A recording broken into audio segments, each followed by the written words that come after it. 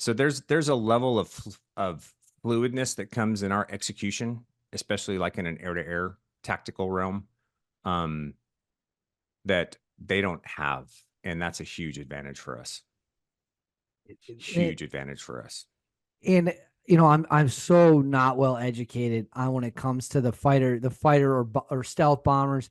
But one of the things that when I read about things or watch the news, it seems that what really is keeping the United States so far more advanced is the amount of stealth aircraft compared to the rest of the world. I mean, as far as I know, China just for the first time ever put their first stealth Yeah, bomber, and who and knows how we good it is. and who knows how good it Yeah. is. How important is the fact that we have F-35s, F-22s, the B-2, B-21s, Yeah. and they just don't have it in large numbers or don't have it at all? Well, it's critically important in a couple of different respects. So the issue with stealth is that in order to stay stealthy, you have to carry everything internally, and they don't have a lot of room on the inside of those airplanes for things, you know. So the problem with stealth, or the one of the drawbacks of it, is you don't have a lot of missiles to take to a fight, right? So like we're in an F-16. If I'm going to do straight air to air, I can go out with 5 AMRAAMs and a one AIM-9X heat-seeking missile, and across my four ship, I've got 20 AMRAAMs, radar guided missiles to throw down track. Um, you're not getting those same numbers with the internal carriage capabilities of an F-22 or an F-35.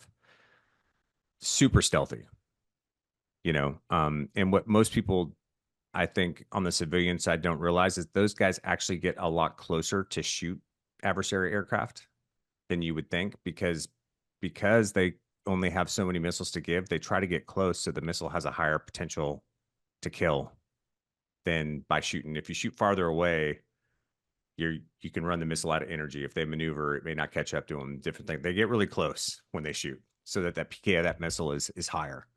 Um, and the issue with Taiwan is always going to be the tyranny of distance, right? It's just amassing not just the force, but the supplies you need, the number of missiles, the number of bombs, and things like that you need in order to mitigate the potential number of numbers that could be coming, across the strait.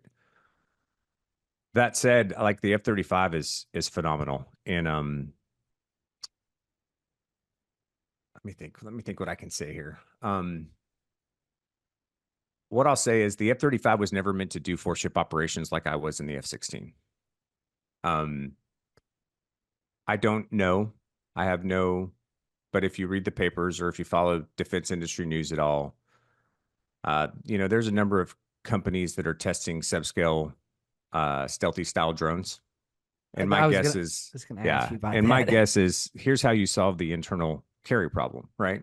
Is you now, instead of a four ship of F-35s out there defending a lane for Taiwan, you've got a four ship of F-35s that each has four subscale drones that are carrying 6 AMRAAMs, right? And now your AMRAAM problem is solved, because now, across a four ship, you have 100 plus missiles to send downrange. And the F-35 radar and the link capability that it has is so good that it's just going to feed targeting data to those things. And I don't think they're there yet. It's probably, still 5, 7, 8, I don't know how many years down the road, but I think that that's eventually what they're going to get to. I know that when they put the B-21 Raider on display 6 months ago or whatever, when Boeing did the big unveiling, one of the things they talked about, which blew my mind, and again, it probably won't blow yours. You might already even know, but they said that plane, Boeing says that plane can fly over a battle space. It can scan all the information about where the enemy is, where their submarines are if they have them, and it can shoot that information in a nanosecond to Yep. everyone who needs it. And Yeah. essentially, even if it never drops a bomb, it's capable of transmitting essentially a real time map of everything they need to know. That level of technology to me is just mind blowing. And Yeah. it's so cool. What most people don't realize is the F-35 is very similar in the sense that aircraft has sensors all over it, and it has an ability to do some of those types of things as well, without getting into the weeds about what it can and can't do. Right. Um, but yeah, I mean, it's been a focus of the Air Force for a long time, and the buzzword, at least it was when I was in, with sensor fusion. They're trying to get a way to have all these sensors kind of bring everything together and then fuse a solid battle space picture together that we can be reactive to. So yeah, What do you think the United States has to do in order to make sure that that technological edge when it comes to air power, we never allow another country to come in and overtake us in that realm? yeah. Well, I mean, I think it's hard, right? Because technology advances so rapidly now that, the gains that you may have made in the 90s with, laser guided bombs or GPS weapons don't last for 5 or 7 years now before people catch up, right? They last for 6 months or 12 months or 18 months. Um, that said, I mean, without getting into a philosophical conversation, and I'm a little bit of a dork, so I could go into the weeds on this one, but I don't know that China's ever going to be able to match our capability as far as what we can develop, because I don't think the Chinese party will ever allow the flexibility for innovation that is required to do that. That's why they steal everything, right? Like, Exactly. if you, economists kind of look at economies, and this is in general terms, and I'm sorry that I'm speaking in general terms, but you have kind of an agrarian stage to an agricultural to an industrial and then to a innovative, right? So China is very much an industrial economy, uh, a manufacturing based economy, right? They've never made the jump to innovative. We made the jump to innovative in the 90s with the dot com, right? So when you hear politicians going, "Oh, we need to bring manufacturing back to the United States," it's never going to happen, y'all. We that train left the station 30 years ago, right? And you see it now with AI, right? And all these other things, right? We're an innovative economy because we have the freedom of expression to go try that stuff, right? There's nothing regulating folks away from coming up with new things and having ideas. I don't think with the current structure of the CCP that there's any way that they ever make that leap. And that alone will always keep us ahead, Number one, in I my agree with estimation, I agree with you my very humble much so. estimation. And I know there's been a lot of news reports that the Chinese military might not be nearly as ready and capable as Xi has been led to believe because of gross incompetence down the Well, look at ranks. yeah, look at Ukraine, man, right? So we think Russia's this powerhouse. And I'll never forget this because um as a weapons officer, I had to understand how the army does things to a certain extent. And when you remember when Russia was lining up to go into Ukraine at the beginning, I don't know if you remember, but the media was talking about how they were lining up all these battalion tactical groups, right? BTGs. That BTG term was used over and over and over again. And that made absolutely no sense to me because the Russians follow us doctrinally pretty close to how we. So like the hardest thing to do and I'm going to talk army now, even though I'm not an army guy. And so if the army guys want to throw spears and I'm wrong, you can tell me. But um, like mass armored movement is one of the hardest things to coordinate, right? Because there's a huge command and control piece to that has to be established, right?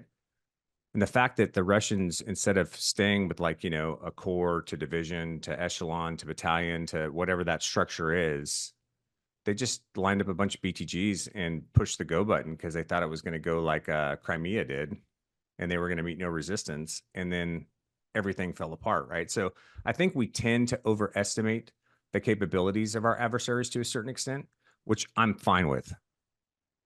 Let's keep doing that. Let's Right. train to the scariest environment imaginable, right? Let's make the worst assumptions and let's train to that level of execution and to that level of threat, because then when it's not, we're just going to have an easier time. I that is a that's the classic saying, prepare for the worst, Yeah. hope for the best. Yeah. I know that's very, very cliche. I only have two more questions left for you. When it comes to foreign adversaries, is China the one that Americans should be the most concerned about, or is it a different nation? Um, yeah, I mean, I think, any of that could change overnight with newfound nuclear capabilities. I think right now it's China, in my humble opinion. I mean, I'm not a domain expert in any of this, so take that for what it's worth. Um, what I would say to people too, though, is just recognize that really outside of China's inherent nuclear capability, they're really a regional threat. Like, this is the other thing that separates the United States military from any other military in the world is our ability to project power. You know, we can, dude, we can pick up and move the entire air forces and wings in 48 hours. You know, we have That's crazy. aircraft carriers that can be on location in 48 hours. Our ability, the cargo logistical abilities of the Air Force and the Army to move things into a theater and set things up super fast to support sustained operations is second to none. You know, the ability for us to refuel, like our ability to project power is so unmatched that until somebody comes close to being able to do that, it's hard for me to consider outside of nuclear like a real present threat to the shores of the United States, if that makes sense. It totally does, and I actually agree with you 100%. That's why I always get a little bit of a chuckle when people talk about this country is going to do X, Y, and Z to the United States, and they can Yeah. barely move. I mean, war in large degrees is about logistics, and if you can't move food, fuel, weapons, men, ammunition, you're not going to win any war against Nope. a powerful nation. And That's right. there's nothing to suggest the Chinese, as far as I know, have the logistical ability to do all of that because they've never been shown to do it before. Not to say Yeah. they couldn't do it. Right. They just haven't done it. And you know, I think they're trying to get there eventually. You know, they've built a number of aircraft carriers over the last several years. You know, they're trying to come up with ways to project power. But when you go back to just their standard strategy too, the seven concentric rings and all the things that they're doing, it's all in defense of mainland, right? And so they can project power pretty well in their region, but their ability to project power globally outside of their economy or any kind of nuclear exchange, that's it. That's that's how they play. They play in economics and then you know a possible nuclear threat. But their ability to project power outside their region, I think, is pretty limited.